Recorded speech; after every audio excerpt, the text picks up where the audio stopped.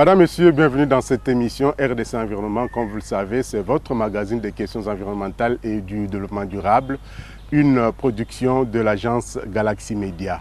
Notre biodiversité, notre nourriture, notre santé, c'est autour de ce thème que le monde a célébré ce 22 mai, la journée internationale de la biodiversité. Nous allons donc parler de cette journée internationale de la biodiversité dans cette émission RDC Environnement. Et pour en parler, nous avons fait appel à deux invités. Il s'agit de M. Patrick Mavinga, qui est chef de service à biodéveloppement au Centre d'études de l'action sociale CEPAS. Patrick Mavinga, bienvenue dans cette émission. Merci de m'avoir invité. Nous avons également M. Henri Mouria, qui est secrétaire exécutif de la Commission épiscopale pour les ressources naturelles de la SENCO. Henri Mouria, bonjour. Bonjour, monsieur Urbain. Bienvenue dans cette émission. Merci. Comme nous l'avions dit tantôt, nous allons parler de la journée internationale de la biodiversité qui est célébrée donc chaque 22 mai de l'année. Et le thème pour cette année, notre biodiversité, notre nourriture et notre santé.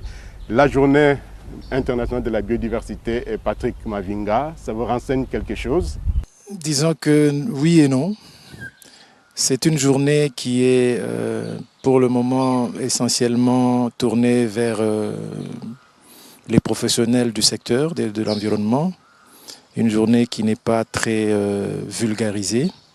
Mais c'est une journée au cours de laquelle on réfléchit autour d'un thème qui est intimement lié à la vie de l'être humain dans son environnement. Cette année, comme vous l'avez souligné, le thème c'est notre biodiversité, notre nourriture, notre santé, c'est-à-dire toute la vie autour de nous, comment nous nous en servons, comment nous la conservons, comment nous nous nourrissons avec.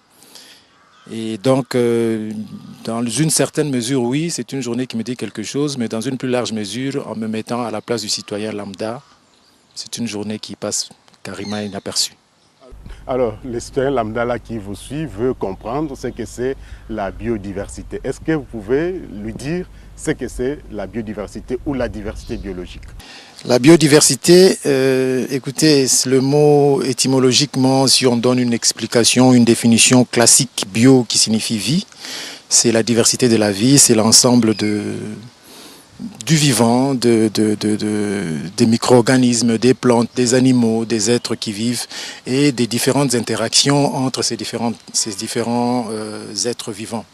Et donc les moustiques, les plantes, les animaux, nous-mêmes, et les relations entre nous, la malaria qui va du moustique à l'être humain, c'est tout ça qui fait partie de la biodiversité. C'est-à-dire, c'est important qu'il y ait tout ce vivant-là dont nous faisons partie. Et c'est important, toutes les relations qui existent entre nous. Et c'est pour ça qu'il faut veiller à l'équilibre de cette biodiversité. Voilà, équilibre de la biodiversité. Henri Mouria, l'homme se considère comme cette biodiversité supérieure par rapport aux autres espèces qui font bien sûr partie de cette biodiversité. Est-ce que vous êtes de cet avis que l'homme est supérieur à cette autre biodiversité? Tout dépend de l'angle où on se place. En tout cas, si on considère la réflexion faite sur la création à partir de la Bible, on ne peut pas dire que l'homme est supérieur, d'autant plus qu'il a été créé après toutes les autres créatures. Mais seulement la différence est que, selon la Bible, à lui on a donné la responsabilité de cultiver le jardin et de garder. En fait, en continuant l'action de Dieu, l'homme a cette responsabilité. C'est peut-être pour cela qu'il se considère comme supérieur. Mais en tout cas, dans les interactions, à un certain moment, vous allez vous rendre compte que l'homme est aussi vulnérable que les autres êtres qu'on trouve dans la nature, dans l'écosystème. Il est vulnérable, l'homme, c'est vrai, mais par rapport à l'action qu'il mène sur les autres espèces qui font partie de cette biodiversité, l'homme se considère au-dessus. Il se considère au-dessus, bien sûr, mais il faut savoir, parce que lui, peut-être à cause de son raisonnement, à cause de sa planification, alors il peut se dire, moi, j'ai un ascendant sur les autres êtres. Mais il a besoin des autres êtres pour vivre, ça il ne faut pas l'oublier. En tout cas, la nourriture de l'homme est faite de quoi? Elle est faite de ces autres êtres.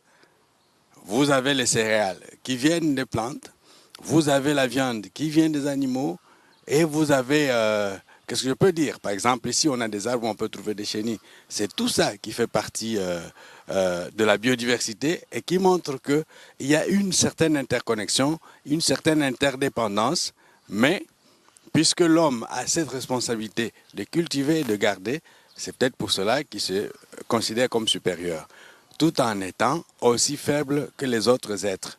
Parce que, en fait, quelque part, lorsqu'on réfléchissait autour de la COP 21, j'ai vu une affiche qui disait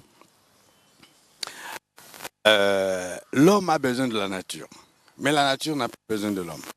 Est-ce que l'homme peut vivre sans la nature? En tout cas, je ne pense pas.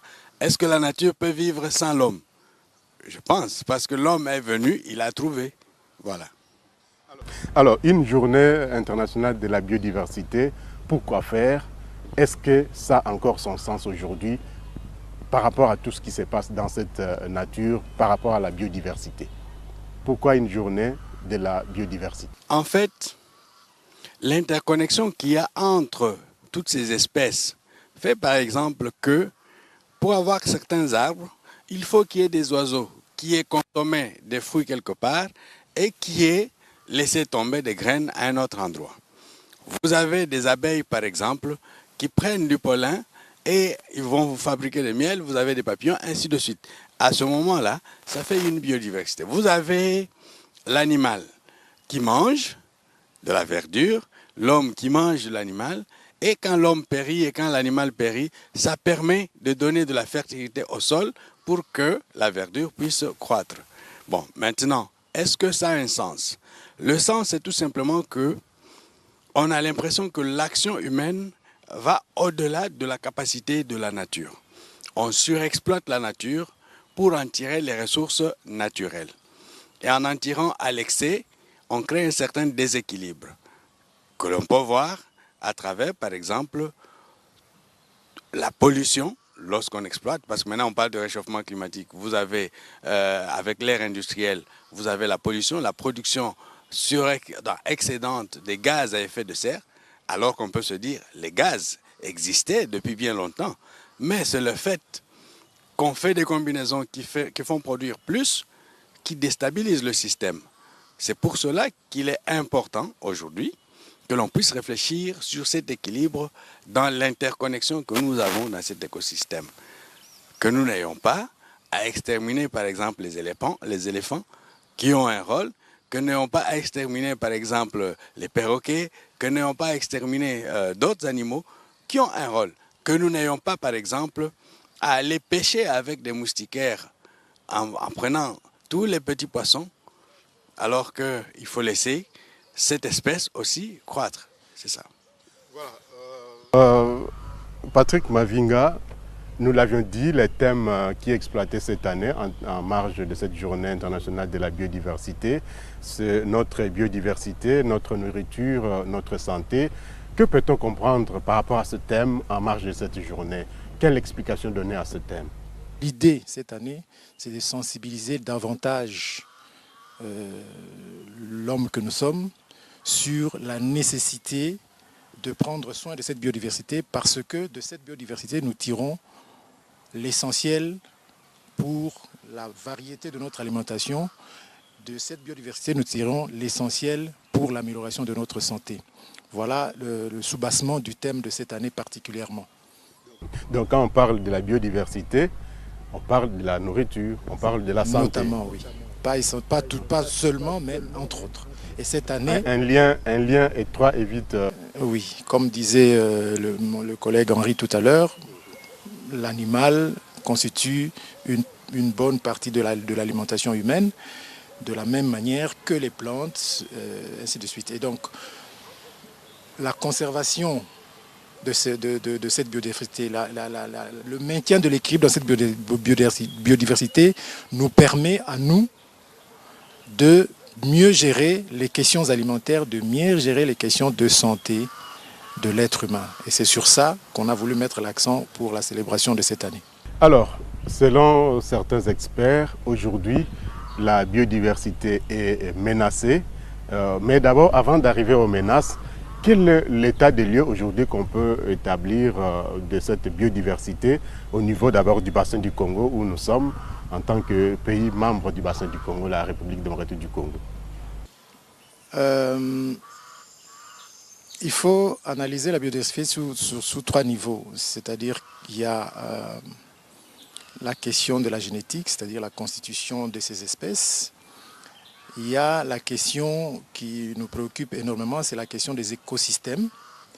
Et au niveau du bassin du Congo particulièrement, l'un des écosystèmes qui subit des dommages très importants, c'est la forêt. La forêt constitue un écosystème très important, d'ailleurs, dans laquelle j'ai suivi une conférence où on disait que la forêt est le supermarché de certains des habitants, des forestiers, des peuples autochtones qui y vivent. Et donc, ça constitue une source d'alimentation énorme, ça constitue une source d'oxygène parce que nous devons vivre, pour vivre, nous en avons besoin. Et donc, dans la région du bassin du Congo, qui est une région essentiellement forestière, c'est l'un des écosystèmes qui subit les plus graves dommages. Et en marge de ces dommages, il y a les autres écosystèmes, notamment le domaine des eaux douces, qui subissent aussi des dommages assez importants, qui sont dus du fait du travail de l'homme, pour la plus grande part. Les eaux sont polluées à cause des exploitations, notamment des ressources naturelles.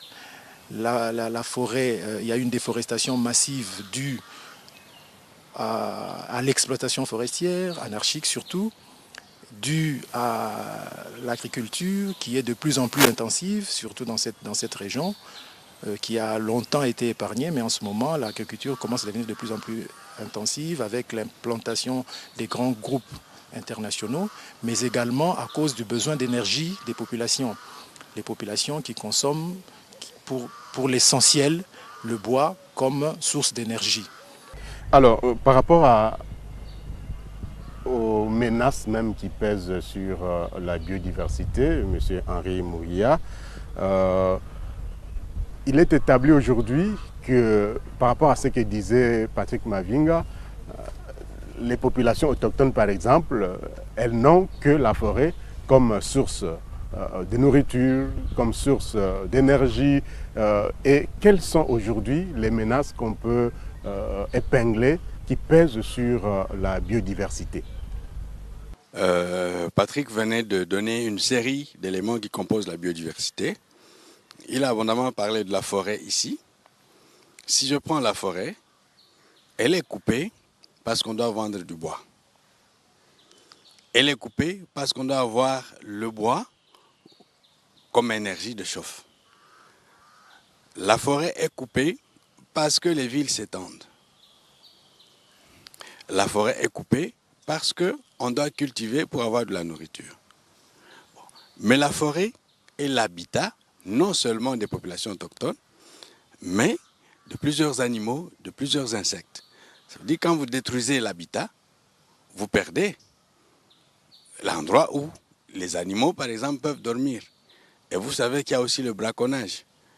Et quand on extermine les espèces, ça veut dire qu'il est difficile qu'à un certain moment, ces espèces qui ont un rythme de renouvellement puissent subsister. Imaginez-vous, si vous gardez silence maintenant où nous sommes ici, vous allez entendre des oiseaux.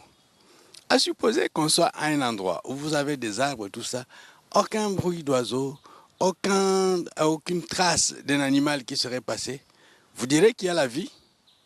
En tout cas, même s'il y a des arbres qui poussent, ainsi de suite, vous direz qu'il n'y a pas la vie. Or, nous avons tous besoin de cela, et les hommes, et les animaux, et ces oiseaux. Et donc, pour les populations qui sont là, le problème que nous avons, c'est de savoir bien planifier la gestion des ressources naturelles. Parce que tout ce qu'on a cité, ce sont des ressources naturelles. Naturelles parce qu'on les a trouvées de par la nature. Maintenant, si on les exploite à outrance, sans une bonne planification, ça crée un déséquilibre.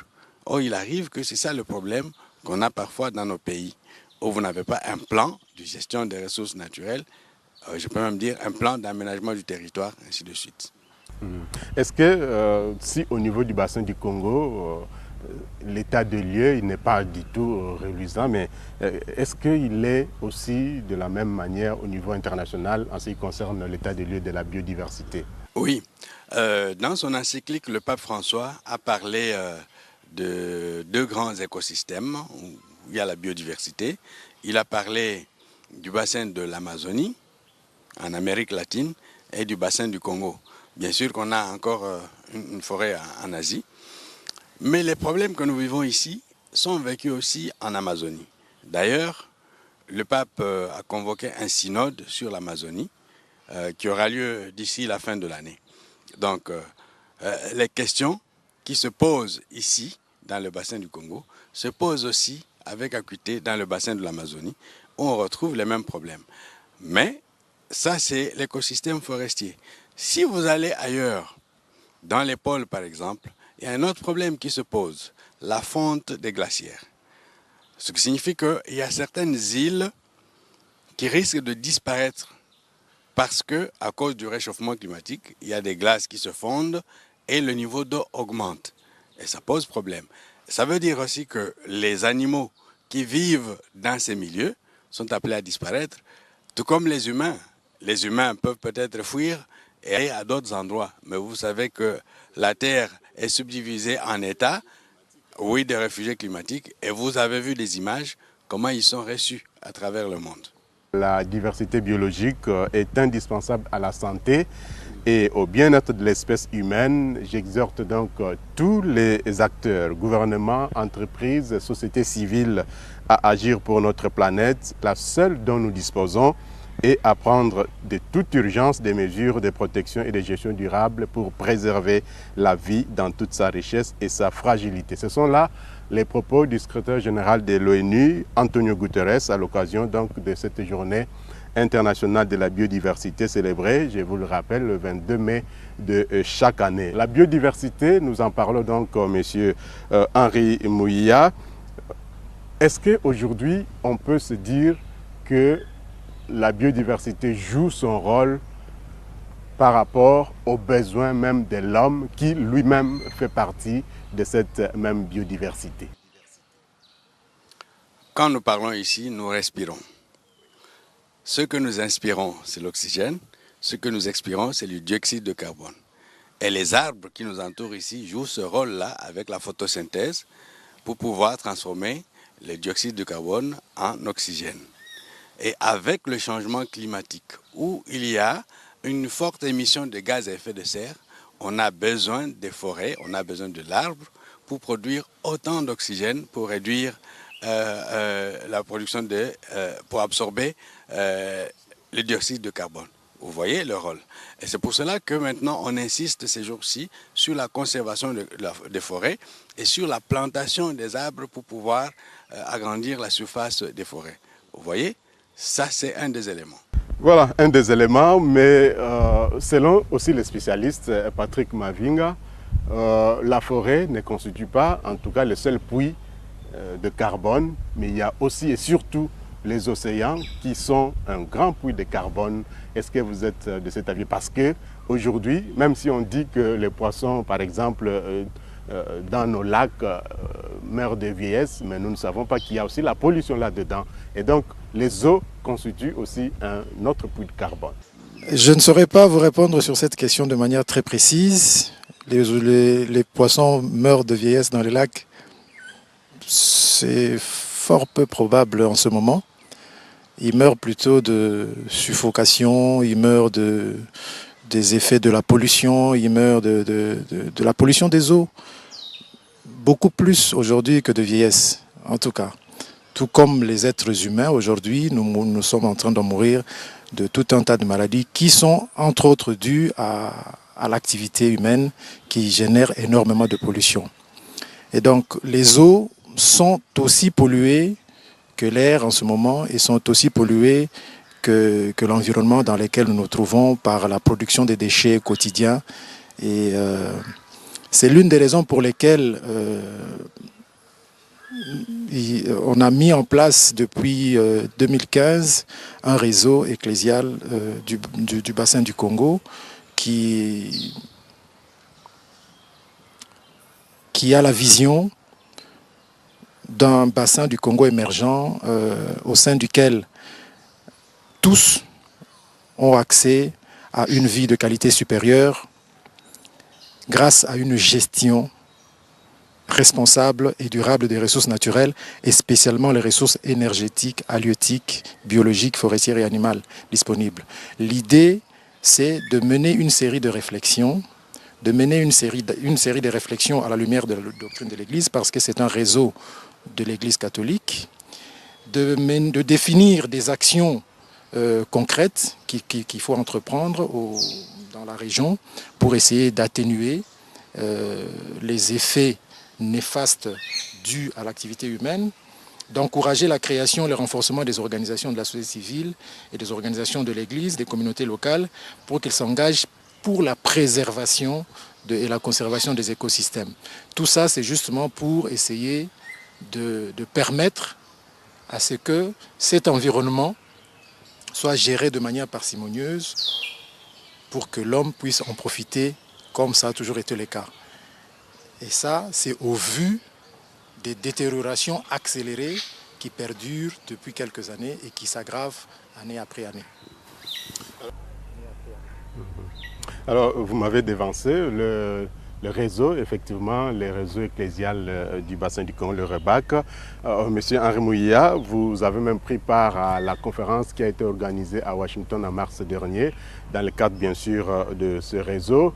Et là, vous avez fait un exposé, et là-dedans, je vois trop de cris que lance la forêt, l'eau, la biodiversité de façon générale. Est-ce que réellement cette biodiversité est en danger pour que des cris soient lancés? Merci. Je rappelle que cette conférence organisée entre autres par le réseau panamazonien et aussi le conseil, en fait le dicaster pour le développement humain intégral et puis le secrétariat pour la synode et aussi par les jésuites du Canada et des États-Unis.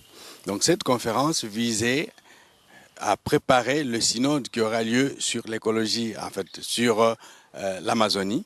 Et cette conférence avait comme pour thème l'écologie intégrale. Et l'intégralité de cette écologie montre l'interconnexion de tous les acteurs qui sont dans les écosystèmes du monde.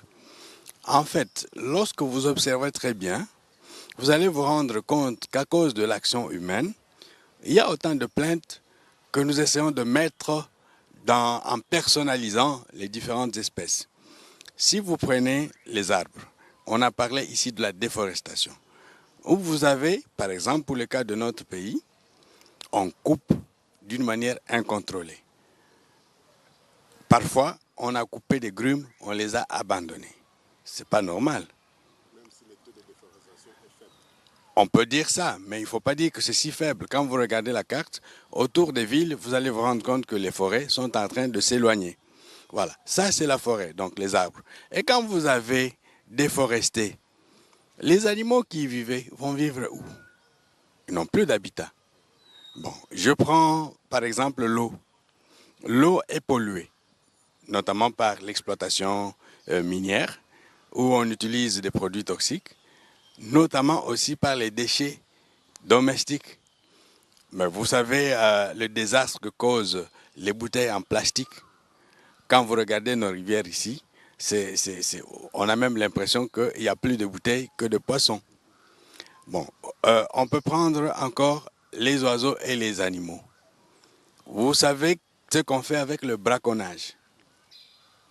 Maintenant, il y a ici, autour de Kinshasa, le Lola Bonobo, c'est-à-dire le paradis du bonobo, pour essayer de le conserver. Bon, si vous allez, par exemple, dans le parc de la Salonga, il y a des gens qui se plaignent sur le braconnage. Si vous allez au parc, à la réserve de la faune au Capi, vous allez entendre parler de cela avec les groupes armés qui étaient là. Qu'est-ce qu'on peut encore prendre? Si je prends par exemple la terre elle-même, regardez les érosions à cause des constructions anarchiques. Regardez aussi là où il y a les exploitations minières. On a fait des exploitations à ciel ouvert et on a laissé des trous béants. Pas comblés, pas reconstitués. Et donc, difficile même de pratiquer même l'agriculture. Oui, c'est ça. Donc vous voyez, avec ça, si on personnalise, comme on le fait dans la culture africaine, chacun des éléments de l'écosystème a des raisons de se plaindre. Et même l'homme a des raisons de se plaindre. Même par sa propre action. Regardez par exemple ici chez nous, on se plaint du fait que on est sur une terre riche, mais on est pauvre. Et les ressources qui sont exploitées ne profitent pas à nous. Mais en même temps, ils laissent des problèmes environnementaux. Voilà un peu ce cri-là que l'on peut entendre de différentes espèces, parce qu'on dit dans la philosophie humaine, l'arbre peut parler, et l'arbre, on peut parler à l'arbre, ainsi de suite. Mais il faut dire qu'il y a quand même des sceptiques aujourd'hui qui pensent que le monde est ce qu'il est, il va demeurer, et la régénération naturelle est là, et donc il n'y a pas à se plaindre. Bon, ils ont des raisons qui les poussent à dire cela. Mais moi, je pars d'une observation simple. Vous allez dans un village où, par exemple, on pouvait voir l'antilope derrière la maison. Maintenant, pour voir l'antilope, il faut aller plus loin. C'est un fait réel. Vous avez, par exemple, même si on peut dire que les inondations sont cycliques, mais on a parfois l'impression que ça devient un peu plus perturbé. Vous avez la question de la sécheresse. Ici, dans notre pays, nous parlons de l'arrivée en masse des éleveurs Mbororo. Pourquoi ils viennent chez nous? Parce qu'il y a encore de la verdure ici, il y a encore de l'eau. Et donc, je peux établir la relation entre l'eau et la forêt et la verdure. Donc, l'avancée du désert, c'est aussi un problème. Je peux dire que, par exemple, quand nous étions à Washington, nous avions le cardinal Ouedraogo du Burkina Faso, qui, lui, à côté de la question du bassin du Congo, de la forêt et de l'eau, lui a parlé de l'avancée du désert. Patrick a parlé ici de la question du transfèrement de l'eau du bassin du Congo vers le lac Tchad. Donc voilà, c'est un peu tout ça. Ceux qui sont sceptiques peuvent l'être, mais ils n'ont qu'à observer et ils verront que dans une certaine mesure, à cause de l'action humaine, il y a quelques perturbations qui sont notables. Patrick Mavinga, le scepticisme existe bien sûr, mais comme le dit M. Henry, on ira peut-être droit vers le mur, même si on s'est dit que la nature va essayer de réguler elle-même ce qui ne va pas. Est-ce que vous êtes de ceux qui pensent qu'il faut laisser tout à la nature faire son travail? Oui et non. Disons que oui, il faut laisser la nature faire son travail, c'est important. Tout simplement parce que justement, l'intervention de l'homme a démontré ses limites. Et lorsqu'on laisse la nature se régénérer toute seule, la régénération se fait de manière plus harmonieuse. Et parfois la nature se révolte même parce qu'on ne lui a pas laissé le temps de faire son boulot. Alors là, il casse tout. C'est ça les inondations, c'est ça les tremblements de terre et tout. C'est une façon pour la nature de dire non, vous avez trop abîmé, je dois utiliser les moyens les plus forts. Voilà, c'est un peu ça l'idée. Et cela ne veut pas dire qu'on est sceptique par rapport aux détériorations causées par l'homme, non. Je peux mettre ça sur le compte d'un grand défi sur lequel il est important de travailler. D'ailleurs, le réseau ecclésial a parmi les grands axes de ses interventions le travail sur l'éducation de l'homme. Et donc l'ignorance des populations constitue un énorme défi qui est à la base en partie de ce scepticisme. C'est-à-dire les gens ne font pas le lien entre son geste quotidien de balancer un sachet d'eau dans la nature. Nous sommes au mois de mai, la saison sèche a commencé théoriquement d'après la géographie que nous avons tous étudiée, mais il pleut encore. Et tout le mois d'avril, qui était un mois assez pluvieux à l'époque où on était plus jeune, il n'a pratiquement pas plu. Et donc le citoyen lambda ne se rend pas compte que le petit sachet d'eau qu'il a bu et qu'il a balancé dans la nature est un petit plus qui contribue justement à ce genre de transformation des différents phénomènes naturels. Voilà. Et donc l'ignorance des populations constitue un énorme défi sur lequel il faut travailler. Et c'est à ce prix-là qu'on rendra l'homme un peu plus conscient de son acte et donc qu'on le mettra au service d'un travail de correction de tout le système écologique.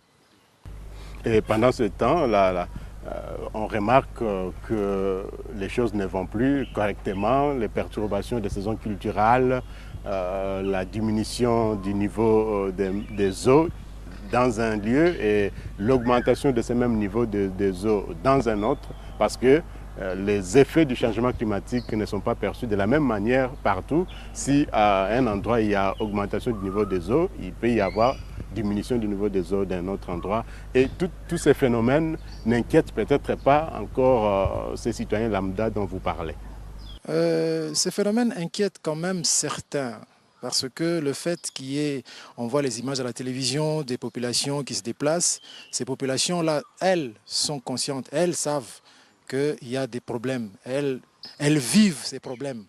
Mais à d'autres endroits, c'est le cas ici chez nous par exemple, où la nature est beaucoup plus clémente, on ne se rend pas encore compte des terribles bouleversements qui sont en train de subvenir. Et si tu ajoutes à ça l'ignorance de la population, on n'est pas prêt de corriger les habitudes. Et donc, on est encore et toujours en train de contribuer à aggraver la situation. C'est la raison pour laquelle le travail passera forcément par, de manière générale, à travers le monde, on est d'accord pour dire qu'il faut beaucoup travailler sur l'atténuation de ces effets. Et cette atténuation passe par l'éducation d'abord. Il faut que les gens sachent. Il faut que les gens soient conscients pour commencer à initier des actions d'atténuation, mais également, là où ce n'est vraiment plus possible de corriger les choses, il faut s'adapter. Il faut développer de nouveaux mécanismes. Voilà, c'est un peu ça l'idée générale. Les gens sont conscients. Dans certains endroits, ils sont beaucoup moins conscients ailleurs où la nature est encore assez clémente. Alors, Journée internationale de la biodiversité, nous en parlons. Il y a ces espèces aujourd'hui qui disparaissent, l'extinction des espèces. Nous avons la convention CITES qui en parle. Est-ce qu'au niveau du bassin du Congo, mais surtout au niveau du réseau, est-ce qu'on prend en compte tous ces aspects d'extinction des espèces? Pour le moment, non. Il faut savoir que le réseau ecclésial, c'est un réseau qui englobe pratiquement tous les pays du bassin du Congo, c'est-à-dire la République démocratique du Congo, la République du Congo, Brazzaville, le Gabon, la République centrafricaine, le Cameroun. Et donc, c'est assez laborieux de mettre en place un tel réseau au niveau de l'Église, en sachant que l'Église de chaque pays, plus ou moins autonome, sont aussi harmoniser,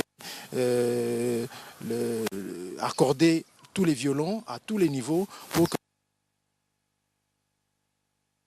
Et donc, c'est un travail qui a commencé en 2015, qui commence à prendre forme, ce qui fait qu'il y a certaines questions qui ne sont pas encore prises en compte, notamment la question de l'extinction. Il y a eu une réunion à Paris dernièrement où on a évalué un peu l'ampleur du phénomène de cette extinction des espèces. Et donc apparemment, c'est extrêmement grave qu'on est en train d'aller vers une nouvelle extinction de masse, comme ce fut le cas avec les dinosaures et autres. Le rapport, il paraît que c'est un énorme rapport qui va être publié. Et donc, quelles sont les opportunités qui se présentent? Il faut quelles sont les graves menaces contre lesquelles il faut se préparer? Les acteurs de l'Église et en dehors de l'Église qui sont impliqués dans les questions environnementales et avec lesquels on peut travailler et mettre en musique, mettre en relation tous ces paramètres pour initier une série d'actions de manière coordonnée, de manière harmoniser et permettre à ce que ceux qui ont déjà lancé des initiatives, parce que l'inventaire des initiatives fait aussi partie de cette cartographie, ceux qui ont déjà lancé des initiatives accèdent aux ressources qui sont disponibles pour ce genre d'initiatives. Ceux qui font face à un certain nombre de défis puissent avoir l'information nécessaire pour relever ces défis, ainsi de suite. Donc cette cartographie vient d'être terminée dans sa première phase, en tout cas. Il y a une partie de l'Église qui a été couverte, des diocèses des 5 pays que j'ai cités tout à l'heure, qui ont été couvertes, mais il y a encore du travail à faire de ce côté-là. Et en parallèle, au niveau de chaque pays, parce que le réseau, c'est un réseau régional, mais au niveau de chaque pays, il y a des secrétariats nationaux qui initient des actions compte tenu de la vision du réseau et compte tenu de la mission qu'elle s'est octroyée. Et au niveau de la RDC, il y a un travail qui est en train d'être fait, notamment dans l'inventaire des initiatives qui nécessitent d'être encouragées ou dopées ou aiguillées ou enrichies en informations. Et donc ce travail-là est en cours. Et donc il y a d'ici quelques semaines, quelques mois ou peut-être quelques années, il va y avoir des projets concrets qui prendront forme et qui seront l'œuvre notamment de ce réseau. Aujourd'hui, quelles sont les actions qui sont menées par le réseau ecclésial du bassin du Congo pour que ce bassin, comme l'a dit Patrick, puisse réellement jouer son rôle de premier plan en ce qui concerne l'environnement? Nous savons que des populations entières vivent par exemple de et dans la forêt, autour dans le bassin du Congo, au Cameroun, en RDC, en République du Congo, en République centrafricaine et même peut-être aussi en Guinée équatoriale. Quelles sont les actions qui sont menées ou qui sont en voie d'être menées par les réseaux? Le premier niveau, c'est la connaissance du terrain sur lequel on travaille et sur les acteurs avec lesquels on peut travailler. C'est ce que Patrick venait de dire ici. Le deuxième niveau, c'est la sensibilisation, en utilisant notamment, comme on est un réseau d'églises, en utilisant l'encyclique Laudato Si, donc louer le Seigneur pour la sauvegarde de la maison commune. Voilà. Et le troisième niveau d'action, c'est le plaidoyer et le réseautage. J'ai dit qu'on travaille en connexion avec le réseau ecclésial panamazonien. Les évêques du bassin du Congo ont effectué une mission en Amazonie pour voir qu'est-ce qui se fait. C'est dans le même cadre qu'on est allé à Washington pour préparer le synode. Et lors du synode qui vient, le synode sur l'Amazonie, je pense qu'il est prévu d'avoir un side event pour parler de ce qui se fait dans le bassin du Congo. Et ensuite, le plaidoyer se mène au niveau des décideurs, parce que pour changer certaines choses, il faut travailler avec les décideurs. Il ne suffit pas d'éduquer la population, il faut prendre aussi des décisions et des mesures et les faire appliquer. Voilà un peu les 3 niveaux.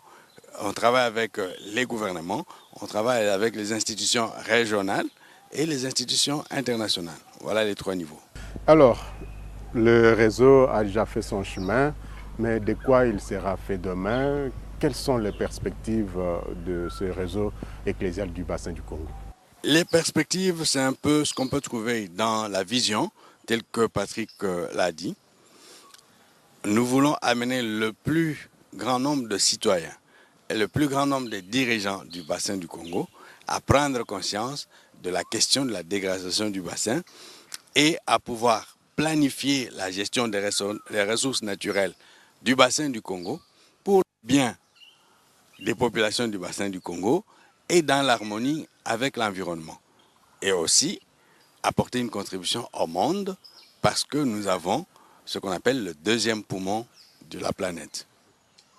Patrick Mavinga, nous approchons à la fin de cette émission, mais quel est le credo de Patrick Mavinga pour l'environnement de façon générale, mais comme nous parlons de la journée internationale de la biodiversité, quel est le credo de Patrick Mavinga sur la biodiversité aujourd'hui? Qu'est-ce qu'il y a lieu de faire en interne? Quelles sont les énergies qui existent à l'intérieur? Quelles sont les intelligences qui peuvent être capitalisées? Ce travail-là, malheureusement, nous venons de boucler un mémorandum qui a été adressé au Fonds monétaire international. Évidemment, c'est sur les questions de ressources naturelles. On n'était pas tous d'accord dans la démarche, mais c'est quelque chose que personnellement je déplore. Quand vous demandez le credo de Patrick Mavinga, c'est quelque chose que je déplore. J'estime qu'il y a tellement de choses à faire à l'intérieur. Il y a tellement moyen de réussir correctement, beaucoup mieux les choses en les faisant de l'intérieur, que nous perdons beaucoup d'énergie à nous tourner vers l'extérieur. Il y a de l'intelligence qui est en train d'être produite, qui ne demande qu'à être capitalisée. Et c'est ces intelligences-là qu'il faut commencer à inventorier et à mettre en valeur. C'est à ce prix-là que nous pourrons mieux gérer notre environnement et même amorcer un développement beaucoup plus harmonieux. Le développement, pour moi, ce n'est pas forcément des immeubles, des grandes routes, ainsi de suite, qui en général détruisent cet environnement, mais c'est un développement qui doit être fait en harmonie avec cet environnement. Et donc, c'est pour ça que le Congolais doit réfléchir congolais, doit promouvoir congolais en premier lieu, sans écarter bien sûr toute contribution qui viendrait renforcer ce travail, même si elle vient de l'extérieur. Voilà un peu mon point de vue et c'est sur quoi je travaille activement depuis maintenant 3-4 ans. Après avoir longtemps, mais alors trop longtemps, tourné mes regards vers l'extérieur. Un mot par rapport à tous ceux qui vous suivent en marge de la journée internationale de la biodiversité. Plantez des arbres. Vous aurez plus d'oxygène et vous vivrez beaucoup mieux. C'est aussi simple que ça. Voilà, Henri Mouya, secrétaire exécutif de la CERN. Votre credo pour la biodiversité particulièrement, mais aussi et surtout pour l'environnement de façon générale. Prendre conscience du fait que nous sommes tous en connexion, les humains, les animaux, les insectes, la verdure, les arbres, ainsi de suite, et veiller à ce que cette harmonie demeure, tout en prenant soin de vivre d'une manière agréable, harmonieuse avec l'environnement, mais d'une manière épanouie, parce que c'est ce que Dieu a voulu. Nous ne devons pas vivre dans la pauvreté parce qu'il faut conserver la nature. Il faut exploiter la nature pour bien vivre, mais aussi respecter l'équilibre avec l'environnement. Merci beaucoup, Henri Mouya, secrétaire exécutif de la CERN, Patrick Mavinga, chef de service appui au développement au CEPAS. Madame, Messieurs, merci également à vous qui nous avez suivis. RDC Environnement, ça reviendra la semaine prochaine. N'oubliez pas de jeter un regard sur YouTube, sur votre chaîne, pour suivre en direct cette émission RDC Environnement qui reviendra bien sûr la semaine prochaine, toujours avec le même plaisir. Nous serons gré de vous retrouver. Au revoir et à très bientôt. Prenez soin de vous, mais surtout, prenez soin de votre environnement.